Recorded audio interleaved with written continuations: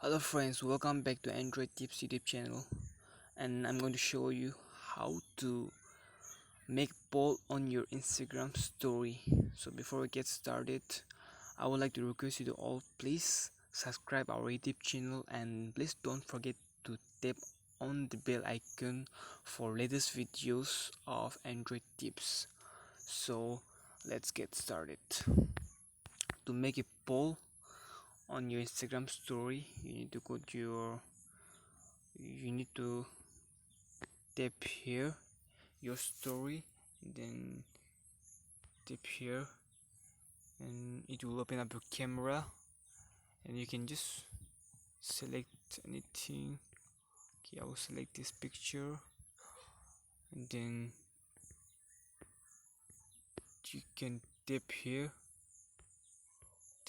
and you will see the poll option here. So tap here and you can write here. Okay, I will write here home. Okay, which political party do you support? Okay, BJP, INC. Okay, so it's very much easy. It's done. You can change. You can see very much easy. You can see here.